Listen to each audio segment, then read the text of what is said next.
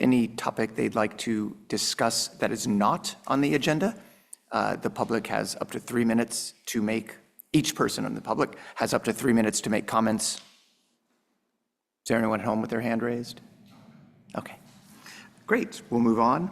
The first order of business is the approval of the minutes from the May 20th, 2025 meeting.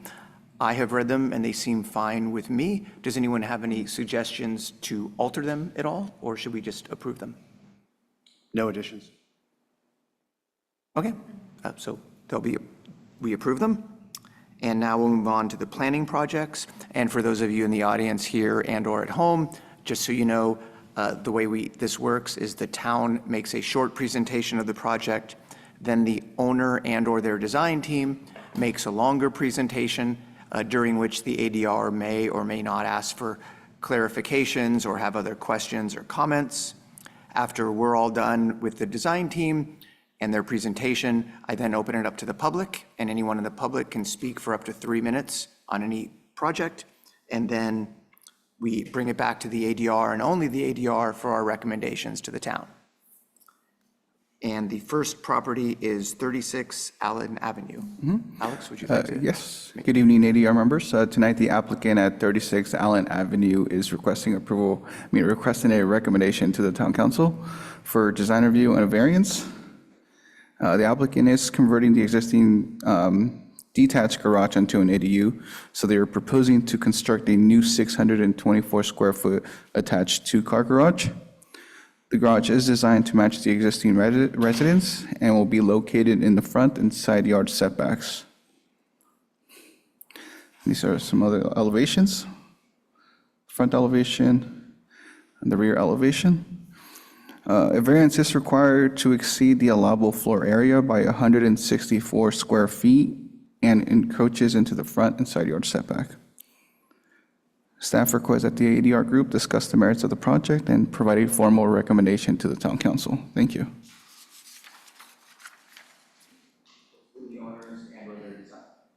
Would the owners and or their design team like to make a presentation? Are they here or online? I believe they're online. John, is that you, RL?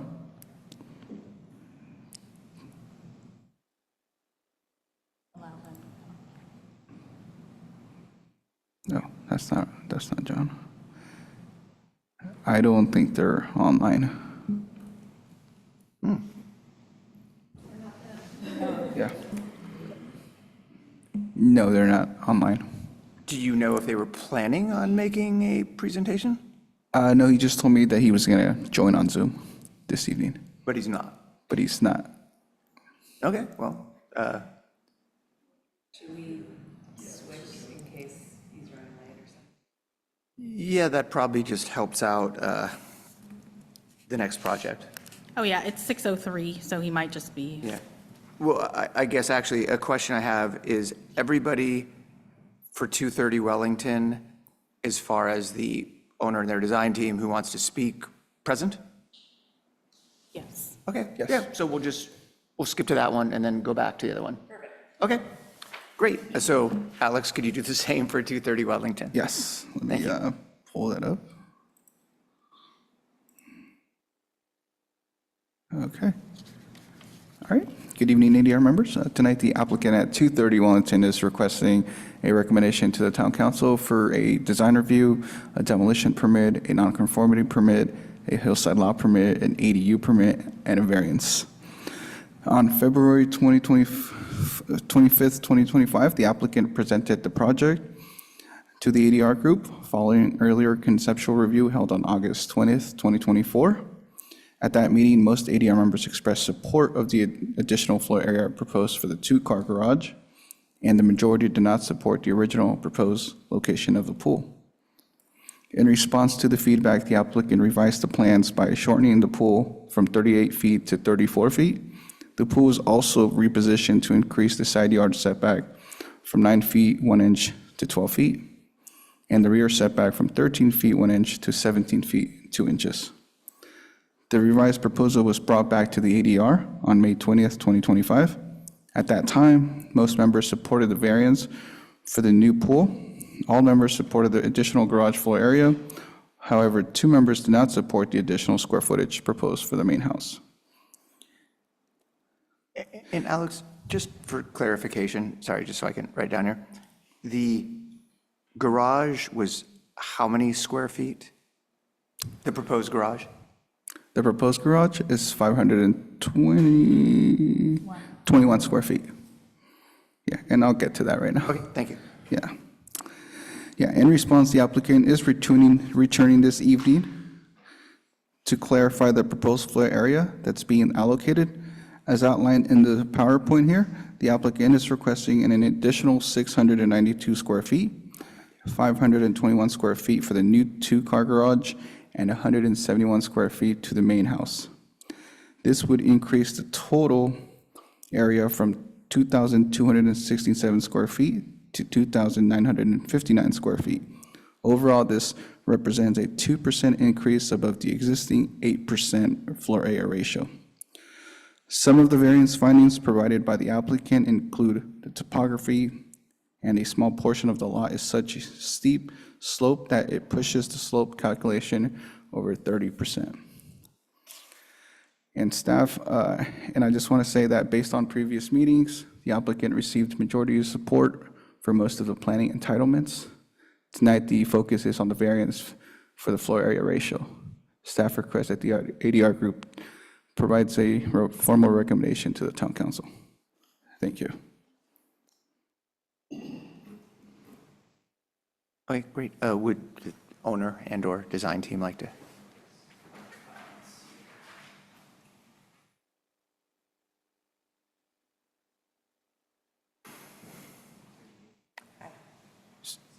It's not on. There we go. Okay. Thanks. Okay, good evening, ADR members. Thank you so much for your time. I guess I want to quickly just recap a couple of things, and we'll get on to kind of the most important diagram of after this. But here I just wanted to show, hopefully this thing works. Yeah, that again, I'm going to reiterate that the majority of the lot and the entirety of the proposed area of development is actually less than a 30% slope.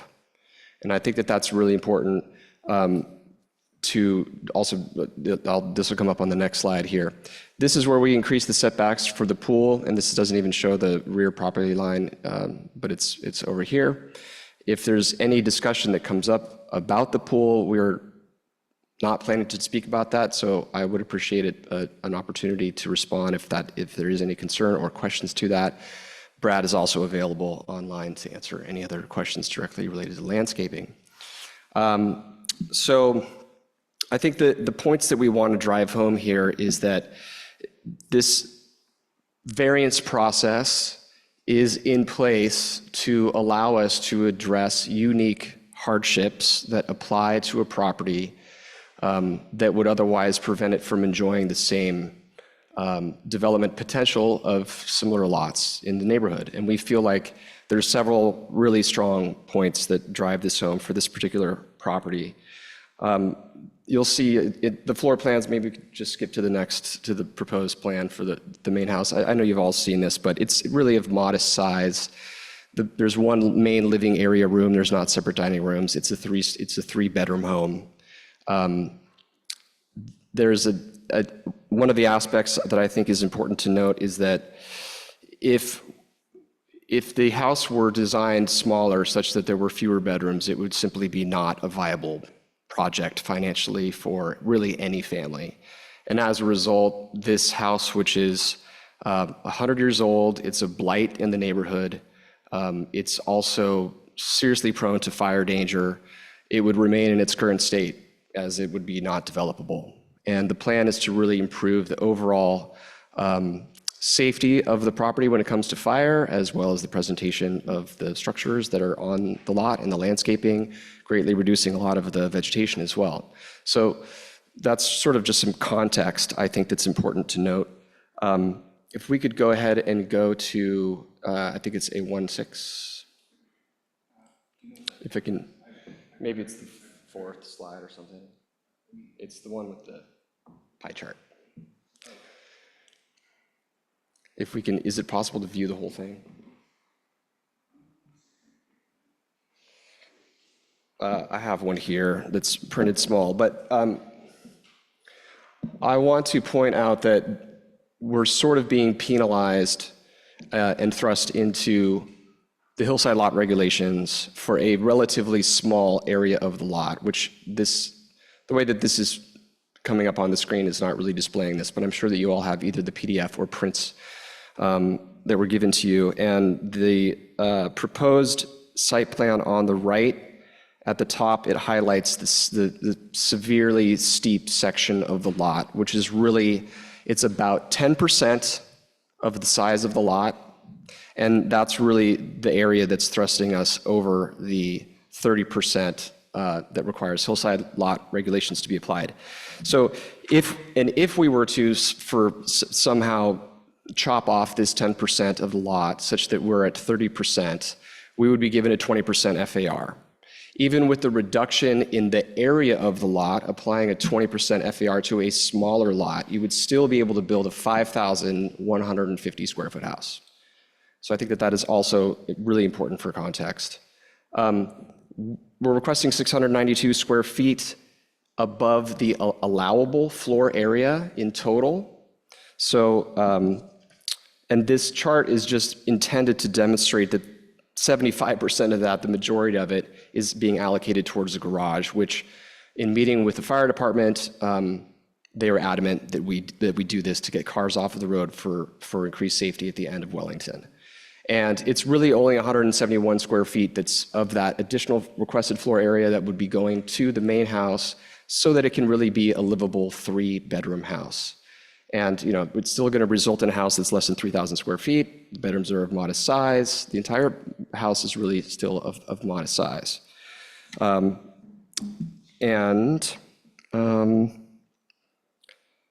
think that if a project were if we were to be forced to adhere to strict adherence of the allowable floor area, it would most likely result in the omission of the garage. I think that's the first thing that would go in order to have an actual livable house. And that's something that would be problematic with neighbors and certainly problematic with the fire department. They would much prefer to have enclosed parking and open parking as we've provided on the lot. And I do want to reiterate that we've provided all the letters of support of the neighbors, none of whom are here, and they're all in support of the project, and they all really want to see this project move forward as designed. I think that is where I will stop, except I just want to reiterate the fire safety issue in that the house the existing structure really needs to be torn down. There's zero fire safety to it. They're old shingles. There's also a lot of overgrown dense vegetation, which our VMP shows will be removed, as well as some other more substantial trees. And what will go back there is a much safer, modern construction with all of the latest fire preventative materials and construction methods, getting cars off of the street to preserve the fire access on Wellington and the turnaround capabilities on Wellington as well. So I will stop there and be available for any questions. I have a question. Actually, first, let me just, to brief you, Joey and Stephen, because you weren't here last month. One other thing, it's on. Sorry, I just wasn't close enough to it. When you weren't here, one of the reasons that the majority were okay with the pool is one, it was moved back, so it was at 10 feet or more than 10 feet. And the other is his family actually owns the next door neighbor house, the one below the house on this drawing, just so you're aware of that. Because we had a discussion on that the prior month. Are the neighbors that are adjacent, you mentioned that if you gave up a certain 10%-ish of the lot at the bottom, you would then have a 20% FAR. Correct. Instead of Because we wouldn't be subject to the hillside lot regulations. you wouldn't be subject, so you'd be able to build a 5,000-ish Yes. square foot home. Are those neighbors that are adjacent to that piece of land here? No, not that I know of. Because I'm not saying you should have to do this, but theoretically, you can get a lot line adjustment through the county as a matter of course. It's very easy to give up land as long as the town council okays it, and then you would theoretically be able to do that. But obviously, that's a whole nother process that I'm sure you'd like to avoid, but it was just something I was thinking about, because I did that at my house for very different reasons, but we did do a lot line adjustment when we redid our house. Sorry, does anyone have any questions or comments? I have a quick question, Brooks. You mentioned that the fire department is excited for an enclosed garage. What substantiation do you have for that statement? Well, so that Ross has the parking requirements, as you know. So on one hand, separate from the fire department, we're trying to bring the parking into compliance with the. I understand that, but what requirements with Ross. specifically does the fire department care one way or the other about enclosed parking versus not enclosed parking? I can't recall from my conversation with Rob, to be honest with you. Got it. Thanks. I have a question. Is the lot required to have one covered parking spot? Yes. That's required. So the existing parking that's 223 square feet is required for parking and cannot be added to the house, correct? Well, actually, the existing garage is included in the existing floor area. Right, but the parking spot is required. So the new 700 square feet of FAR, 298 is going to create a second parking spot in the garage, and 394 is going to the house. Well, sure, you could think about it that way. I guess we think about it that as a total floor area, so we take the existing square footage of the house plus the existing garage, we get an existing floor area. Of that, we're requesting another 692 square feet. And of that 692 square feet, 521 goes to the creation of the two-car garage. 171 square feet goes to the house. So it just depends on how you look at it, but I think your math is right. Okay.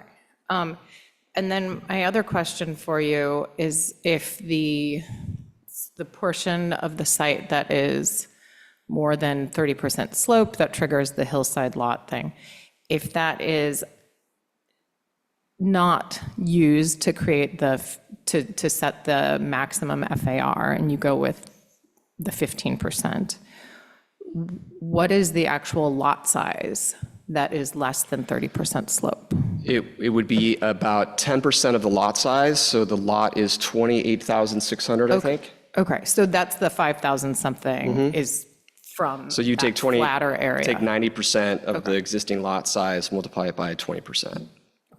Thank you.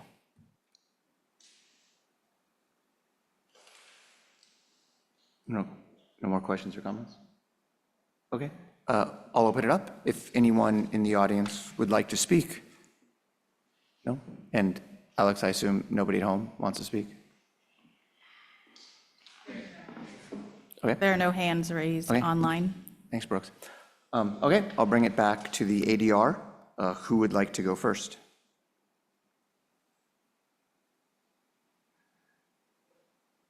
I can certainly go first. I think my position on this project is remain the same. While I appreciate some of the mathematics and hoops that were presented in the sense of portions of the lot, if we carved them off, they wouldn't be X, Y, or Z. I think that's somewhat immaterial here. We've got a building that already exceeds the lot coverage. We're granting, an exemption for that for the existing home. I think it is important to get cars off the street. I think it's good. Having two covered spaces, I think, makes a lot of sense. So my initial comment last time we saw this, I said, okay, add another 200 square feet to the garage and you get your maximum allowable square footage above and beyond the existing.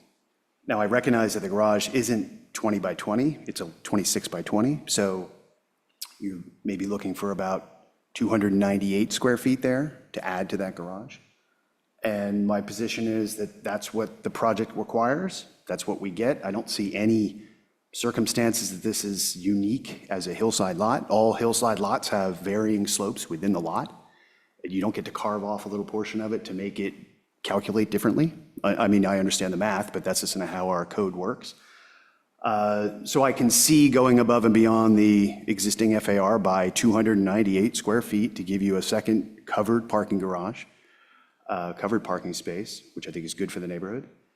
I don't think that's a hardship. I don't think the size of the home that you could create with that remaining square footage is a hardship. I think it could be designed well and meet the needs of the home and the neighborhood. So that's my position. I want to stress to our team to say, the design review committee to say, we've seen a lot of hillside lot presentations in the past. Having a hillside lot is not a reason for a variance, right? And this, if we give 2% here, 3%, 4%, 5% more above an existing property, we're just setting ourselves up for variance after variance after variance. I see no particular reason to do that to us. We've seen this happen with pools. We've had this discussion. We've reviewed this project a couple times. It's a beautiful design. I think it'll be a great addition to the neighborhood. I think they should move forward, but they should move forward at the appropriate square footage FAR that the lot requires. Those are my thoughts.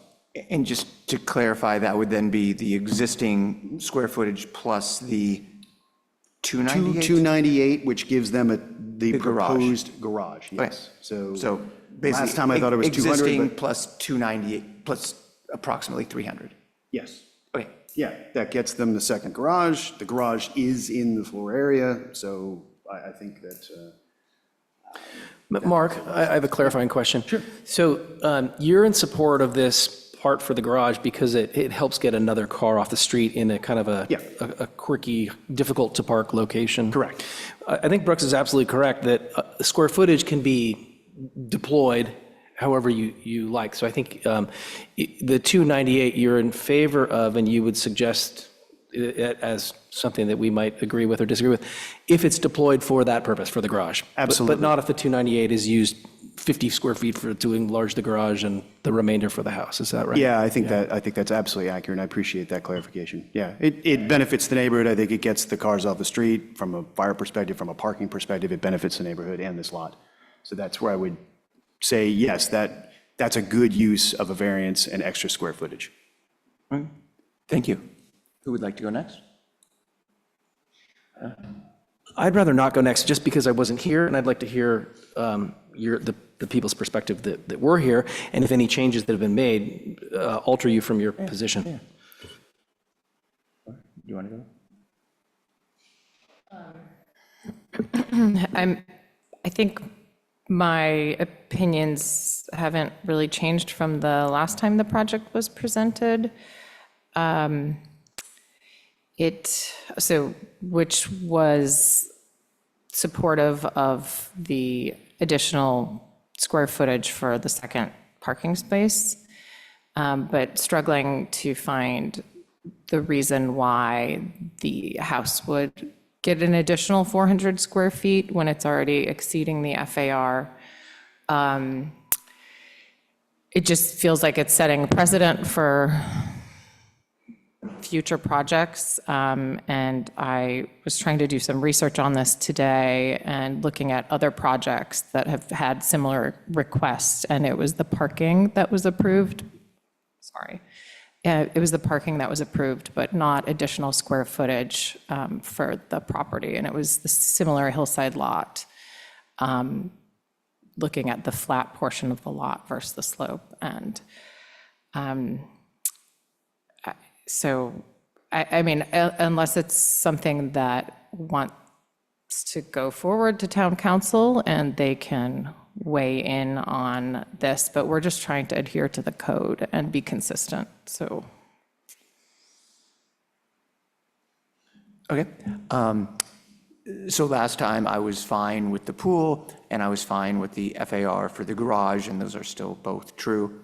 I was also fine with the extra. And, I'm not sure if it's 171 or 350 feet of the house that they're asking for. And I was actually fine with the design in that. However, it does go against the hillside lot ordinance. And in looking at past projects, I did see that the town council had approved the extra FAR specifically for garages. for adding an additional covered parking space. So I think you're likely to get that. But it also seemed that the town council was very consistent in not granting extra FAR to hillside lot ordinances. And even though I'm fine with the design of the house, and that's what I comment on, I think you're probably unlikely to get that approved at town council. It certainly doesn't hurt you to go try, and I'm still fine with it.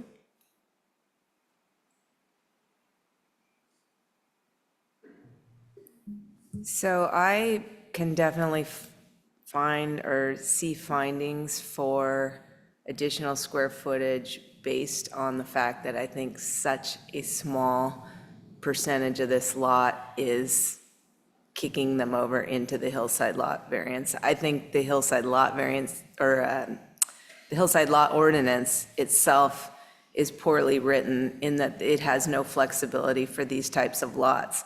This is totally different than a really steep lot. And I think the intent behind the hillside lot ordinance is so you don't see these huge houses up on the hillsides in everybody's view. And this house is very sensitively designed where that won't even be a factor. So my main finding for allowing more square footage is that this house would be so much bigger if it didn't have that little 10% portion that's over 30%. And I can definitely support it as drawn. I think the project is very well designed. I think it looks really great. I can support the pool variance as we have others, just given the context and the location of the neighbor's pool and just kind of the physical location, the proximity of property lines and those kinds of things. So the pool is great. I can, based on the difficulty of parking and access, find that there is an extraordinary circumstance or difficult circumstance facing this lot for parking particularly, so can support it for the garage. I don't see what extraordinary circumstance this lot has that makes it any different from any other hillside lot. So I can't make the findings for the additional square footage of the house. And I agree, Mark, with the way that you phrased that. Okay, thank you. Thank you, Brooks. Okay, now we will back up to 36 Allen. Are they on yet, Alex? Yes, they are. Oh, great, okay. Let me see. Where is? Give me 1 second.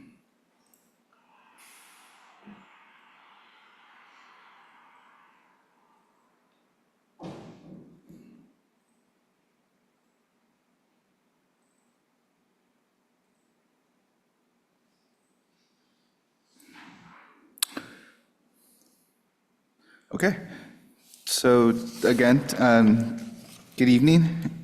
The applicant at 36 Allen Avenue is requesting a recommendation to the town council for design review and a variance. The applicant is converting the existing detached garage into an ADU, so they are proposing a new 624 square foot attached two-car garage. The garage is designed to match the existing residence and also will be located within the side and front yard setback. The variance is required to exceed the allowable floor area by 164 square feet, and the garage will also be encroaching, like I said earlier, into the front and side yard setback. This is the elevation of the front of the garage and the rear. Staff requests that the ADR group discuss the merits of the project and provide a formal recommendation to the town council. Thank you, and we do have the applicant homeowner here. Actually, even before they start, I'd like to ask a clarification question of you. So when they convert the garage to an ADU, are they required to have covered parking on the site? No, okay, thank you. And John, okay, can you hear us, John? John? Alex, can you hear me? Yes, we can hear you. Okay. First, this is John Moe. I happen to be the owner of the property. Appreciate the board's time this evening. As Alex has pointed out, If you've seen the property, if you did a walkthrough, we're proposing a 2-car covered garage, low profile. Ridge point is about 14 feet over existing grade. In conjunction with that, our desire is not only to get 2 cars off the street, but remove 1,200 square feet of hard paving. The current garage, which we have approval to turn into an ADU, is in the very back of the property. Our goal obviously would be to eliminate the hard paving, putting permeable paving gardens, basically. And if the board is amenable, perhaps even give a turnaround or an additional off-site parking adjacent right at the street level, which my drawings don't show. And again, if you visit the property, you realize we're under construction. It's it's a big mess, but we're focused on what we're doing. We're looking forward to a very simple project and look forward to the board's positive response. Yeah, 1,200 square feet of concrete's being removed. Parking on Allen's always been a problem, currently a problem. We're at the end of a dead-end street. We want to park our cars in the garage. We've worked with the neighbors. I've contacted 3 of them. One has written anonymous. I know who it is, but it's not important to talk about that. They've written a letter saying they prefer it not to be approved, but we have talked with them about mitigating any potential visual impacts, including obviously the usual English laurel hedges or any other trees that can kind of mitigate some of their concerns. They look down on this property. Their lowest floor is about the height of that ridge, the ridge of the new garage, plus or minus. Very close. And, obviously we like privacy. We respect their privacy. Our goal is off-street parking. There's not much more I can offer, really. So look forward to comments. Happy to answer any questions you may have. Thank you. Does anyone have any questions for the homeowner? I have a question for staff that I should have asked a minute ago. Oh, please. And this might be a dumb question, I don't know. So prior to the conversion of the garage to an ADU, the total FAR was greater than the currently listed, because the currently listed is as if that square footage has already been turned into an ADU, is that right?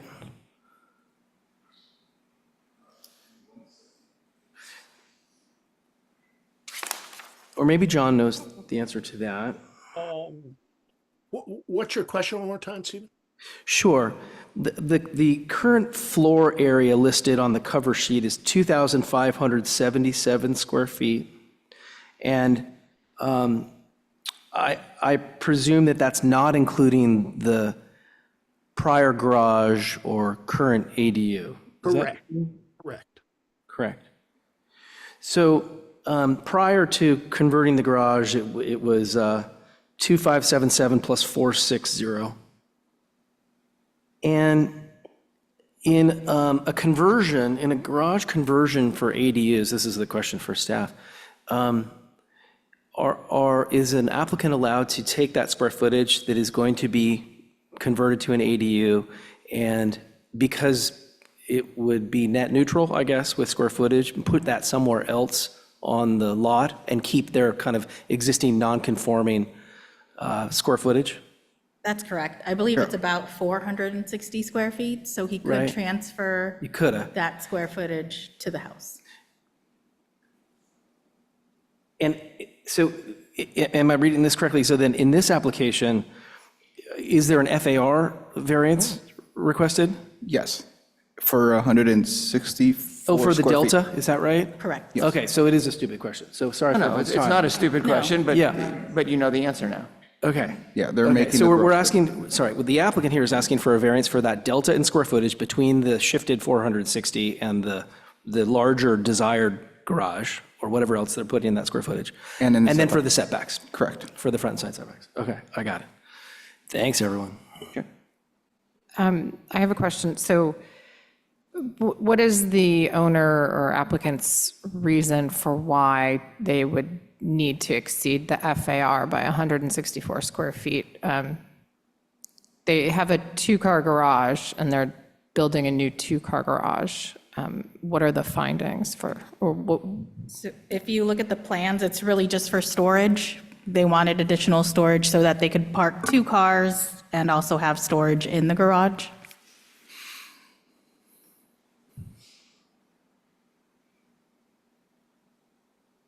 Joey, Mark, any questions? Okay. Well, in that case, I'll open it up to the audience here and at home. If there's anyone who would like to speak about this project, it would be great if you could come up to the microphone and turn it on, and you can speak for up to 3 minutes.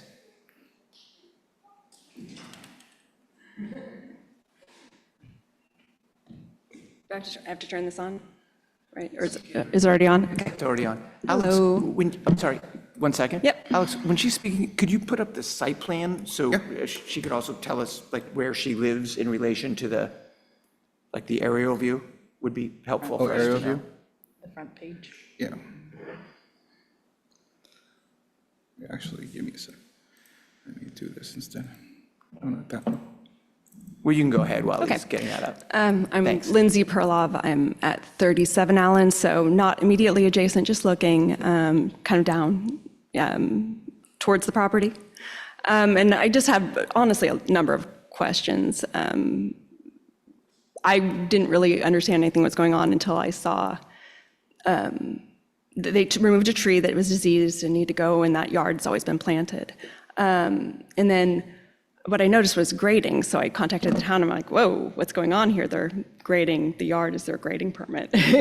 and it looked like, and then I understood there to be basically a double wide driveway going in. And I didn't know what was going to happen until I talked to John last week about what was going on, because I don't know what the town's policy is on curb cuts. I know in different jurisdictions, like it's hard to get a new curb cut or take away street parking or what have you without some type of evaluation for public safety or like proximity of driveways and things like that. So I didn't know if that had been evaluated or was being looked at in this plan. That's a Alex question. or Roberta, would either one of you be able to speak to that? So there's a new curb cut? It's a double wide curb cut. There's a single driveway that goes against the property line to the back garage currently. The Hickeys, who lived there for quite a long time, parked their cars, rather than in tandem as opposed to next to each other. So what is now proposed, it's not just a new garage, it's a double wide driveway and a change of curb cut. So I have questions about that. Okay, we can look into it. So, and then I was also just confused about, because just as a neighbor, as a property owner, I'm like, oh, what can I do? Can I turn my garage into an ADU and then build a new garage in someplace I like better that's non-conforming? It seems, I don't know, I actually might like that for myself. I know that a number of our neighbors on Allen Avenue were not able to build garages because of issues with FAR. On 4 Allen Avenue, the Demolian, which is now, what is the Paceworks, 19 Allen Avenue, neither of them have garages because they'd exceed FAR. So I had questions about that. But can we look at the west elevation? So while they're pulling it up and answer your question, Yeah. you could easily convert your garage to an ADU, or you could build a new ADU almost anywhere on your lot, as long as it's about 4 feet from the property line. And actually, in this project, well, I'll comment on that later. But her question specifically, if you do that, can you if you transfer your garage into an ADU, can you build a garage in a way that is non-conformant relative to setbacks, right? Yeah, and I'm on a hillside lot, so So that really became, interesting with the variance factors. If I took away my parking and then I can move my parking to another place and then exceed my FAR. But if you were building in the setback, then it would be a variance, and then you'd have to get approval from the town Well, as, 4 feet, we'll see what happens, yeah. Okay, and then this is just like, if it is approved, looking at that, the garage elevation, I don't know if ADR actually gets into aesthetics or if it just gets into code. That's mainly what we do. Okay. Would love it if we could like get symmetrical with the roof line, so there's some type of balance with the eaves. And it feels like, do you see the peak of the roof is not in line with the garage doors and the overhangs? Does that make sense? Mm-hmm. Okay. Just so that it's aesthetically pleasing. It's very apparent because when you drive up now, it just drives. But I don't know, I have a lot of questions, and then I don't understand why that also. Can we go back to that other image? Yeah, there's a laser there too if you want to. Oh, where's my laser? Maybe it's not there. I could go up and point too. I can have the laser here. Thank you. Yeah, I had a lot of questions aesthetically. Just not that I'm even going to see this. It's just that this is that working?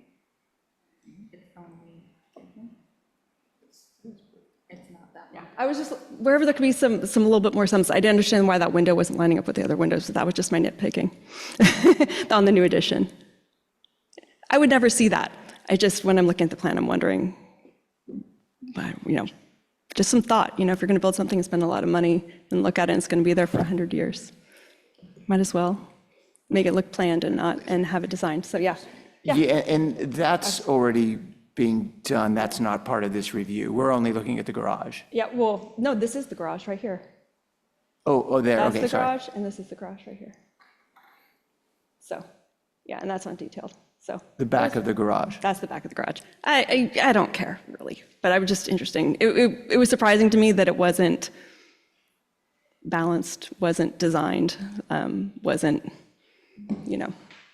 Would it help if I answer the question? Yes, that'd be great, John, because this is the first time I saw these plans was, when the ADR notice came out. The floor of the garage is about 1 foot below the floor of the house. Hence, at a 6'8" header height for a window, you'll see that window at normal head height when you're in the garage. Aesthetically, it's the back of the house. Yeah. Nobody really sees it. We're not trying to balance anything. We're trying to make it right. In the garage. Okay, thank you. All right, those are just my thoughts. Thanks. Did anyone else want to speak?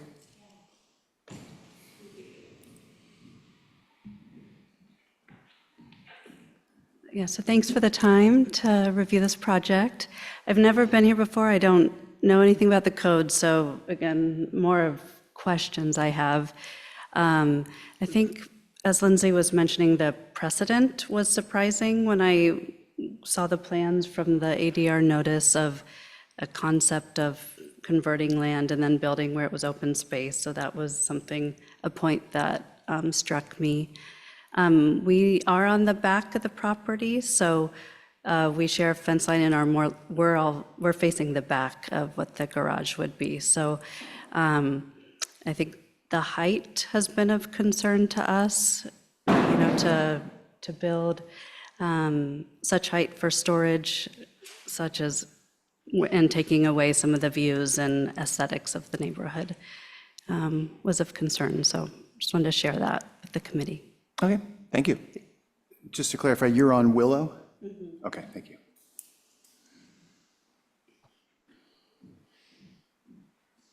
Anyone else? Okay. And no one online, Alex? No. Okay, I'll bring it back to the ADR for our recommendations to the town council. Who would like to go first? I can go first. So I guess a couple things.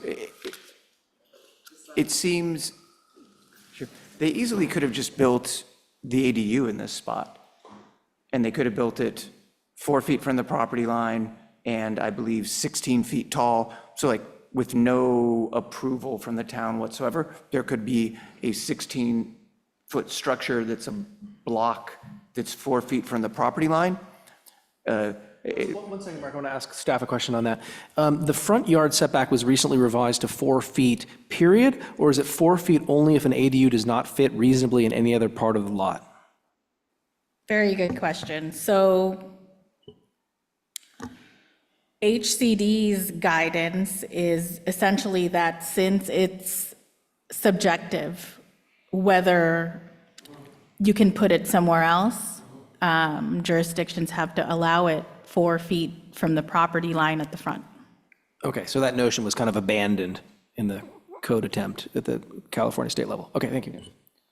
So just pointing that out, that would have been, I think, if they wanted to have an ADU in a garage, they should have kept the garage where it was and built the ADU there, because then they wouldn't need the variance for it. Now that they're asking for a variance, there's no hardship. So it's a completely flat lot. They had a garage before, so not having a garage is not really a hardship. So I just don't see what finding there would be for that. When it comes to the FAR variance, it's a very large 2-car garage. It seems it would have been very easy just to make it 171 feet smaller. That's approximately the same exact width, but just 7 feet less. So it would be a 21-foot deep garage instead of a 28-foot deep garage. So it seems like that would work easily. So you wouldn't think you'd need a variance there. And aesthetically, even though I'm saying the variance, I don't see what findings would be for the variance or the extra square footage. If you were going to build a garage there, I would think that the front wall of the garage should be equal to the front wall of the house that's closest to it, as opposed to jutting farther forward. If anything, I'd want to see it even or even slightly recessed. So those are my comments on the project. Who would like to go next?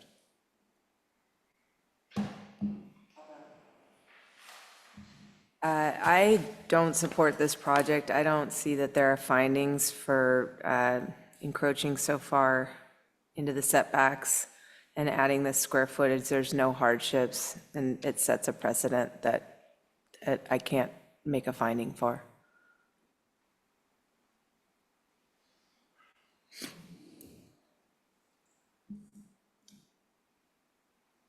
Stephen, Laura?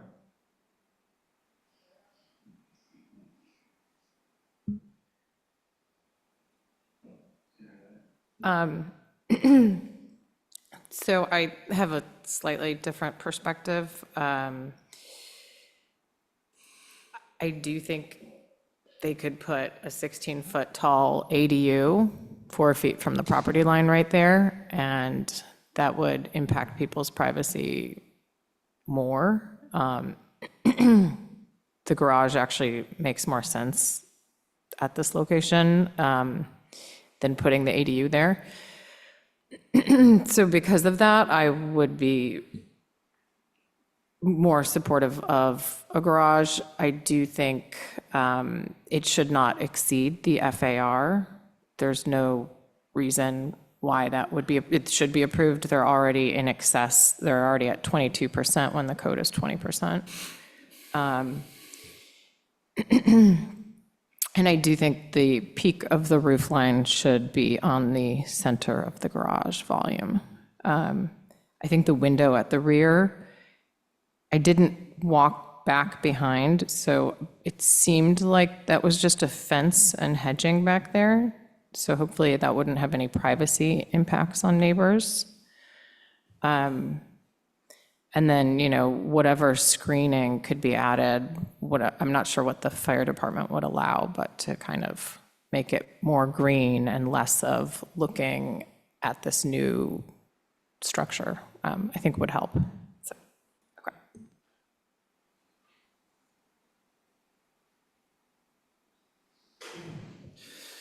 okay. I can't support this project either for the reason that there's no hardship that I see here.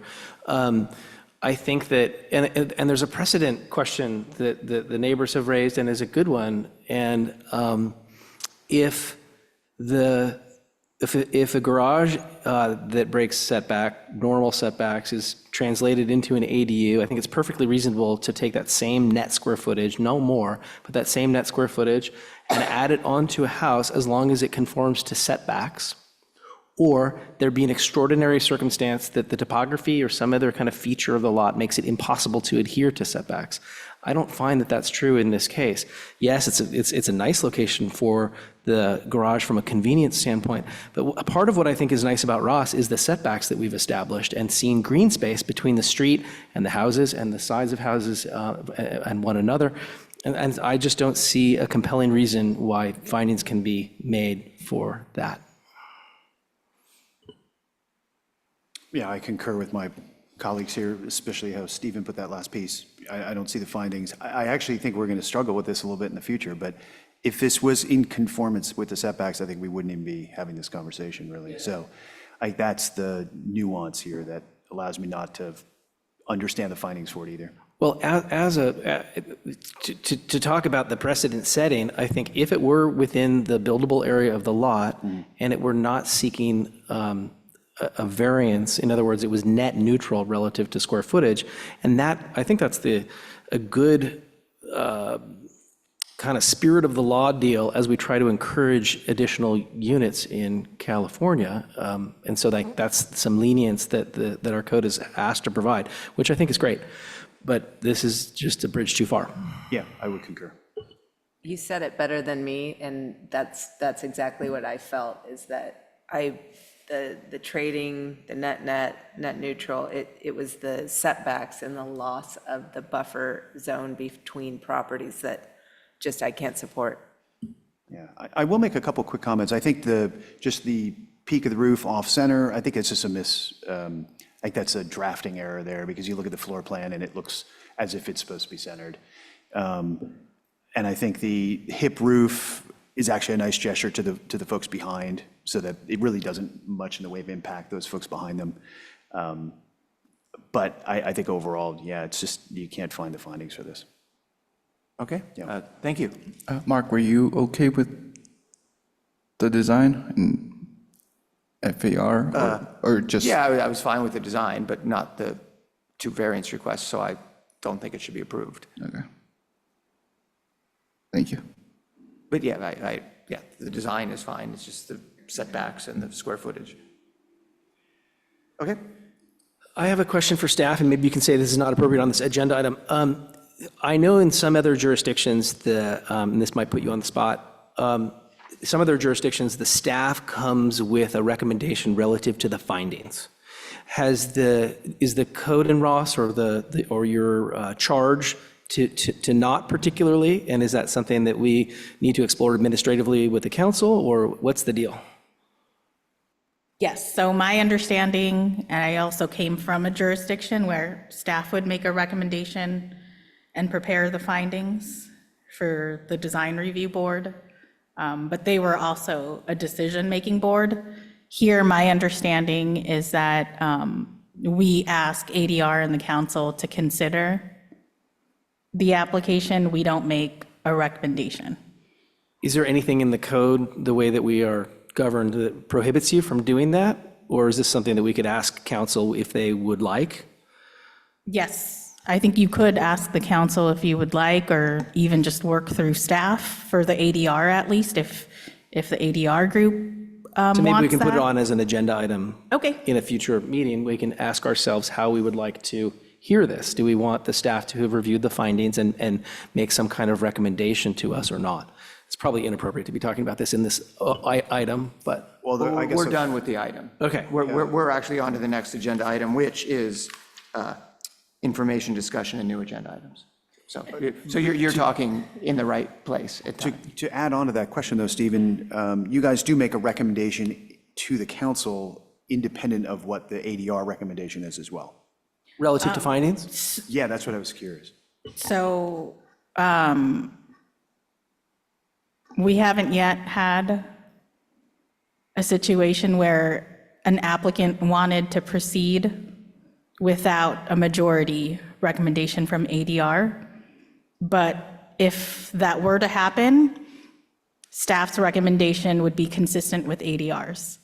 So if ADR said, you don't recommend the variance for the project, we would bring it forward with that same recommendation, if the applicant wanted to move forward. So it's unlikely, or we haven't seen yet an occurrence where the staff has a different opinion about the project vis-à-vis variances or findings than the ADR.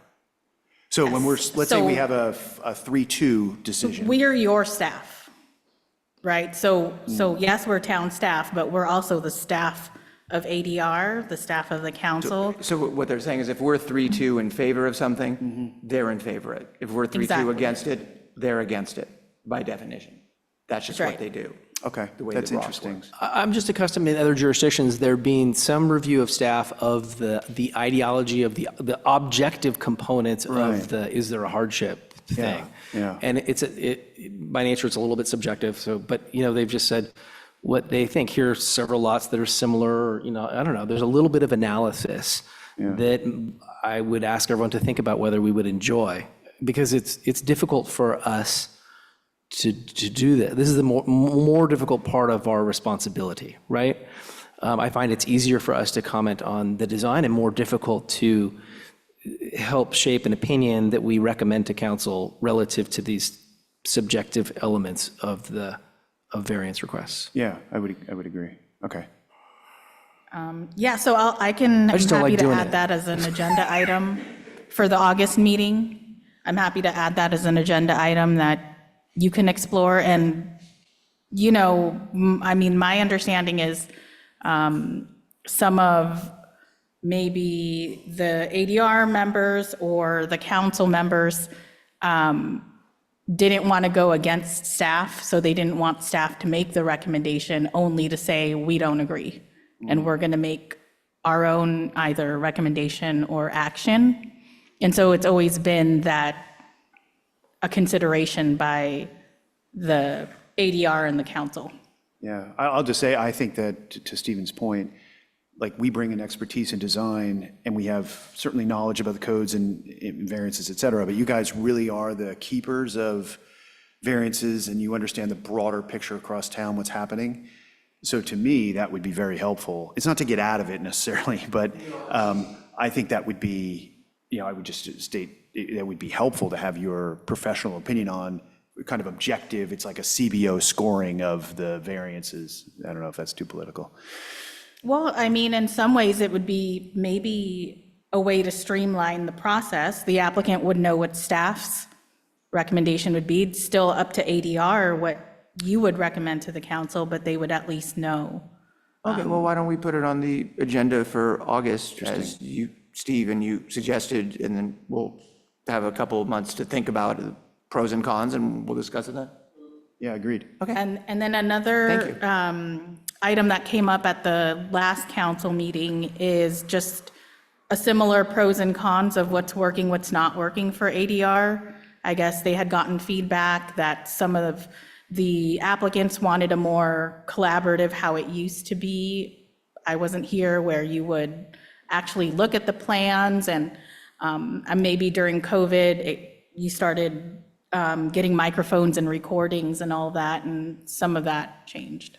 Yeah, I think with the plans, it seems that when people come in now for the conceptual design review, is sort of when that happens, when they actually come in and ask people's opinions on things, and I think there's a lot of give and take in that. Otherwise, and people can disagree with this, but it seems otherwise you're sitting down there at the table and the architects here are sort of designing a house and the neighbors are often thinking they should be designing the house, and they're taking pens and pencils and marking up people's plans and telling their architects what they should do. And that leads into a whole thing that we've definitely gotten away from. I personally don't want to go back to that, where ADR is telling people what kind of windows to use, what materials the window sills should be best at, what kind of shingles they should use. Yeah. But I think if there are things there are times that we say we recommend this project for approval with the town council, but we are suggesting a couple modifications. I think we can try to be aware of being clear or consistent, so we can say, I think that there should be 8. Does everyone, whatever it is, we can kind of give some consistent feedback if we can. Yeah, and I think the ADR has been very helpful, and that all of you design professionals have done that over the years and continue to with different projects, saying, yeah, I think this should be approved as long as these doors are moved over here, this is centered, the roof is more of a hip instead of a gable, or something like that. It seems that still goes on. I think it's really important to have some control or weigh in on quality of materials, because I think that's what makes this town look elegant. That's what makes it look beautiful, is how homes are constructed. So I think it's okay to say, try to use these kind of windows, or, not weigh in on every single detail, but I think those details are really important. Agree, and I think, Mark, you do too. You just don't want to go back to trace paper where there's a charrette session at the table. Well, or dictating costs, saying that people need to use metal or wood or something, other material that might have a different cost impact. And I think. Yes, but I mean, if someone says that they're going to use a plastic gutter, we can say, I approve this, but only if there's not a plastic gutter. If there's either a painted galvanized to match the shape of the cornice, or if there's a copper or whatever, I think that's okay. I think that's within our charter, It's part of the design. I think the feedback we were getting, I got a council member reaching out to me, and 2 council members, as a matter of fact, based a little bit on last month's session, where we were looking at a new home, brand new home, and we had some harsh criticism about the massing of that home and then the details of that home, right? And I think there might have been an opportunity for us to provide much more specific guidance specifically on that home. My personal opinion was that scrap it and start from scratch kind of guidance. I think it was so far from. So far from, don't move that window, get rid of that entire proposal and start again. Yes. But I think that the applicant was looking for more of that sketch, trace, charrette Specific. kind of specifics, really help us understand. Tell me what I can you do to don't win. like about it. Yeah. And I think it's rare when we have something like that. We've had them in the past, but I like the idea of having it split a little bit. The schematic environment is much more back and forth, right? Where we can actually make recommendations and they could say, well, here's why I don't want to do that, or here's another alternative. We've gotten very much more like the council meeting, right? Where we kind of state our position and that they don't have any way to come back and have a dialogue about it. I think that's what was frustrating this particular applicant, that there wasn't a dialogue environment. It would have been better if that was a conceptual. That's right. So I think we may think about how we guide people into one of those buckets. And a question for staff is, I also recognize over the course of time, this whole ADR experience when we started it was free. This is way back when we actually started the program. I know now that the fees have gone up and there are fees. I don't remember if there are fees associated with the schematic design meeting. Conceptual, Cheaper. sorry. It's less Conceptual. I think we charge the noticing fee, it's like $200, that's it. Okay. Yeah, I mean, I think that's a good opportunity for us to maybe change the way we interact with folks at that experience, like at that level, at conceptual versus kind of someone coming in with a much more formal presentation. Yes, agreed. I'm curious if you both have the power to steer people where you're noticing they are really far off from anything that would conform, or they're going to have a hard time getting through.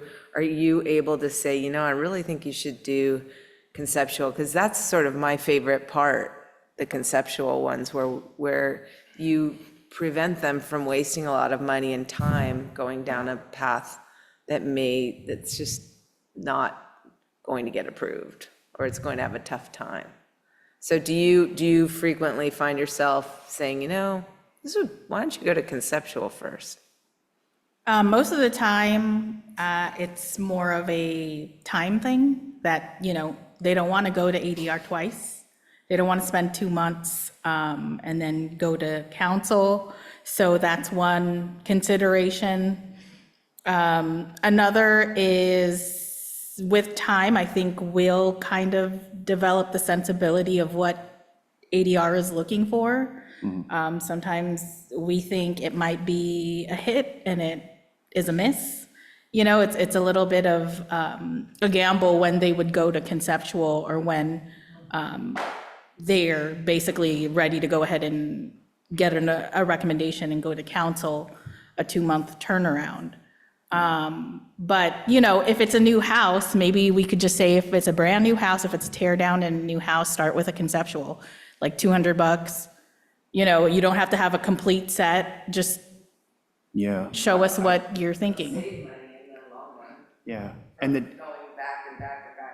And a new home timeline is so long. I mean, truthfully, that's a really long process, right? So adding another month to the process isn't a deal breaker, shouldn't be a deal Well, breaker. and it's really not even adding another month because they could just go very early in the process when they, Yeah, that's correct, yeah. before they, like, it would be months before they're ready to get the final ADR and council approval anyway. Right. We saw that there was a house that came back, I think, twice for conceptual design review, and I think that they ended up improving that project dramatically over the course of that time. I don't know if it's ever been So built, through the but- chair, the applicant from the last item has his hand raised. Can he say something about No, this 'cause discussion? We're done with that, Okay. just procedurally. I have another question for you about the ADR. You've sort of alluded to a couple times over the last 6 months that the way, because of state laws, like, it seemed you sort of thought ADR was going to go away anyway.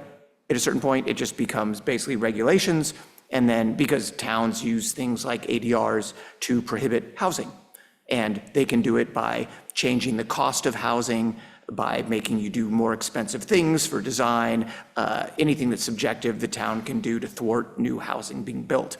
And do you still see that happening?